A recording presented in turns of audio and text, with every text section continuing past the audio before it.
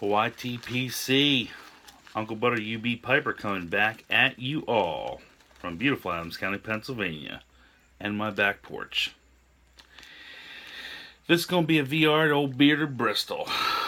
I really enjoyed this question. Some of the questions on these VRs lately have been tremendous. Really interesting stuff coming out on some of the responses. It was tough. Bristol, it was tough because I had a pretty darn good childhood. I mean, I grew up in a small town in south central Pennsylvania, and I was a preacher's son, and my mom worked for the Commonwealth Department of Public Welfare. So we were always going someplace and doing something. We were always helping someone out, running Meals on Wheels, or being at church, and growing up in Sunday school and different things like that.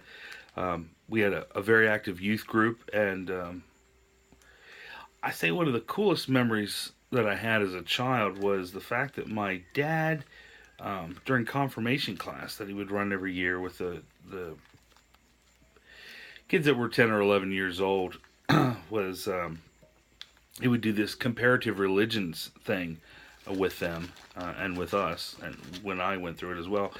And we would go, there's a Roman Catholic sponsored university pretty close to here in Emmitsburg, Maryland, called Mount St. Mary's. And they have the grotto, what's called the Grotto of the Lords. And on the way up, there's the Stations of the Cross, and there are these beautiful mosaics that you can go and you can stop and you can pray if you want or whatever. And he would take us to that. And of course, I went every time, whether I, all the years I wasn't in the class, the year I was, and then many of the other times as well.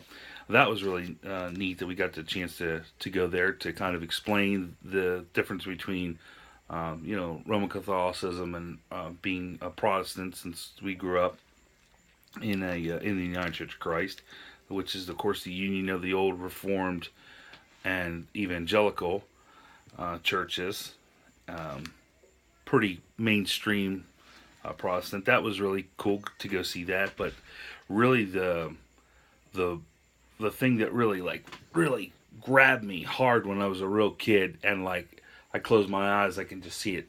I can just be there. I can smell the smell. I can hear it and hear the echoes and stuff. Well, he would actually take us down to Wisconsin Avenue in D.C., and he would take us to the National Cathedral. And if you've never been there, it is a full-on, no modern technology made Gothic cathedral. And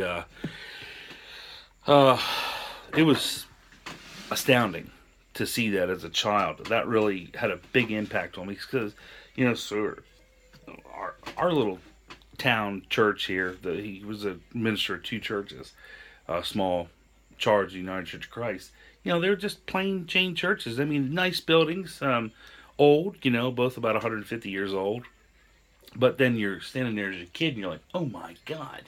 It was fantastic. In and around those memories, I remember going there. It took 90 years to build the National Cathedral or thereabouts. It wasn't done when we first went. The first time I went, it wasn't even done. And they had done a national contest for one of the gargoyles on the side of the National Cathedral. Well, don't you know, people in this country are pretty smart, and they picked Darth Vader. So there is a head, Darth Vader's head is on the side of the National Cathedral. They let it out to a national contest. So being able to go there as a kid and a huge Star Wars fan and seeing Darth Vader's head on the side of the National Cathedral was like mind-blowing. But I got a whole list here. I'm going to just kind of look down and see which way the Spirit moves me here. Wow, this one's kind of funny. When I was a pretty small kid, this is like early 80s, we went to visit some family out west. And we ended up going to Estes Park and going to Rocky Mountain National Park.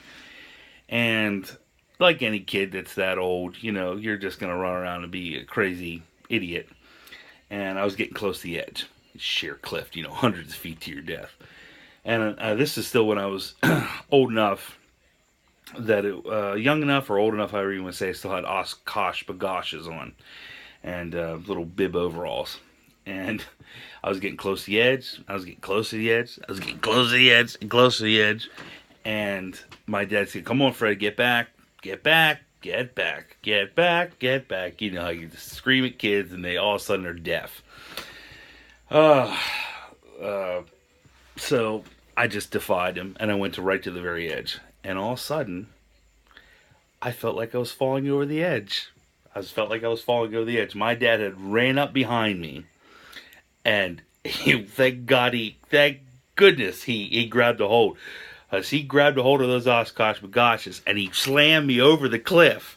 My feet were touching the ground still, but he was like, "When I say get back, get back," and he yanked me back. I'm like, one of those things. From then on, I pretty much listened to my dad. I grew up in around orchards, and it was pretty cool to see the manufacture of the production, the agricultural production of that being there. So everything in my childhood has to do with apples and peaches and pears and cherries and stuff and nectarines. Growing literally at the bottom of the hill here behind my house is a huge orchard, and there's a big irrigation pond behind it. So everything having to do with growing up next to orchards, and of course I'm not a fruit grower, but many of my friends were involved in the industry. So seeing that, and then my best friend from childhood, we go down there, we move the apple crates around, and build forts and things. That had a big impact on me as a kid. Seeing my dad as a minister and knowing that my dad had kind of a little bit of a different position than other people, but at the same time hearing him be a real person at home with me and my mom, and then seeing how he was respected out in the community, that was a big deal. I really remember that. And there was always a little bit of a pressure on us, my mom and I, to like, okay, we have to really, you're not allowed to be stupid in public, because you're Reverend Falk's son. So that was kind of, I remember that. I don't want to say pressure, but to not really even calling, just a little extra caveat that we kind of had. That meant a lot. That had a big impact on me. My dad had a 1971 Volkswagen pop top camper, not the center kind, the kind of levered up like that. We went everywhere in that son of a gun. I mean, it had, we put the screws to that old 1600cc, man. We went to everywhere. Within 100 miles of Gettysburg, I've been to everything of any note, and a lot of things of no note. We went camping in it at Liberty State Park. We went down to Assateague Island.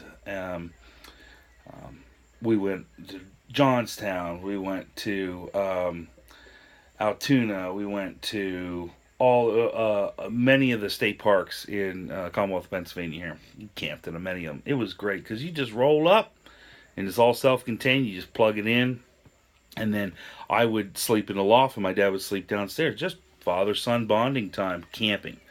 Of course, being a big Boy Scout, himself, and then me spending a lot of time when then, of course, doing Boy Scouts together for a short while until I moved to another troop and he decided he had time to retire.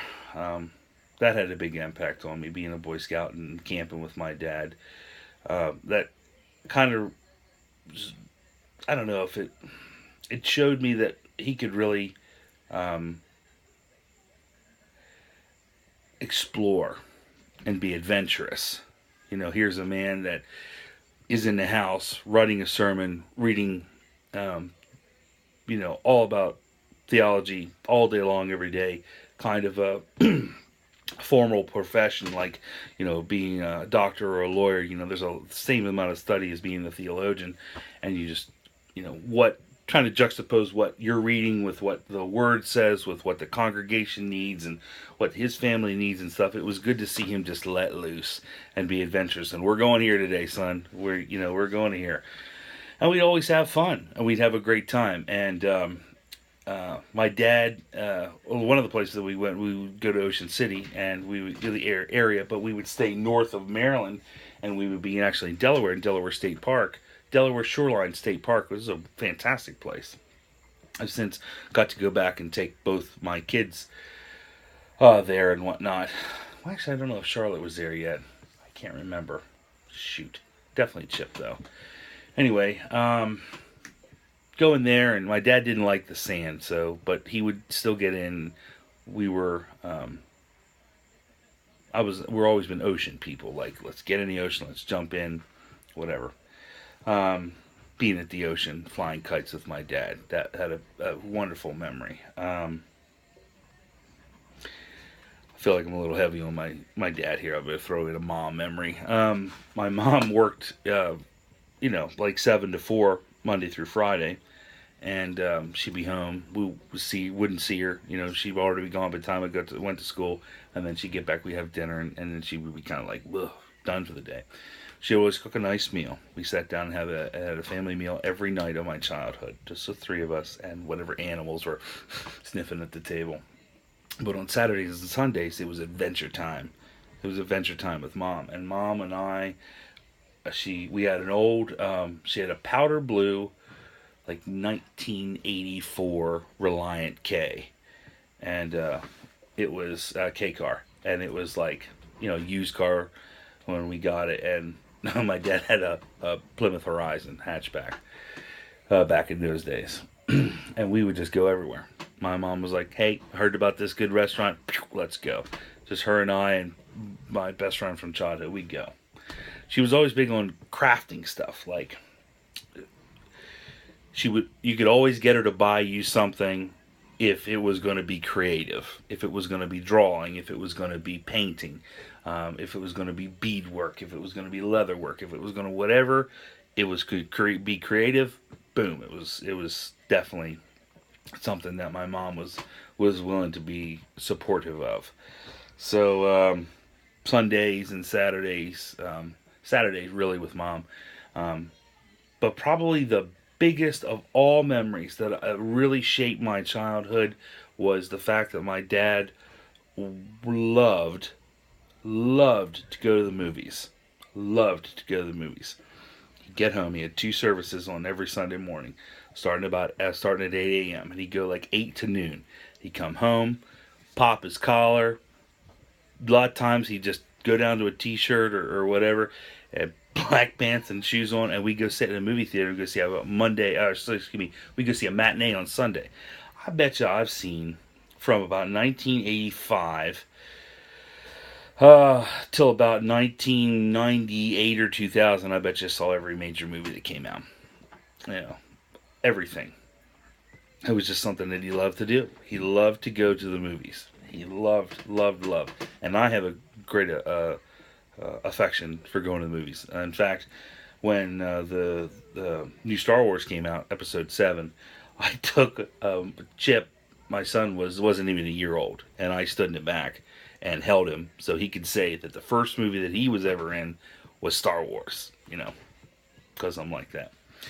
But it was great. I mean, and my mom was just as glad to have some time to herself, because everyone, of course, deserves that. So, well, that's about most of them.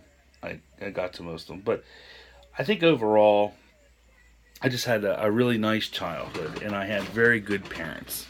Parents that loved me and cared about me and stayed married till the day my dad died. Loved each other. You could see that the love. I'd never remember any terrible fights. I remember a little bickering back and forth, but nothing major. I mean, you hear people bitching and moaning and complaining and stuff. I had a very good childhood, and I have a very, very fond memories of that childhood. But I miss him. I miss him tremendously. I wish he was here to see his grandkids. I wish he was here to have married my wife and I. But that's why I said on earlier videos I kind of come to the back porch and smoke a corn cob pipe and kind of commune with him, and maybe old Ghost Cobb come out, would be with me sometimes and whatnot. But Uh, Getting to be 15. Yeah, it's 15 minutes now. It's hard. It's hard to cut these things short when you get a going. I haven't even lit the dang pipe yet. A couple shout outs I want to do. Want to shout out old Peg Leg Piper.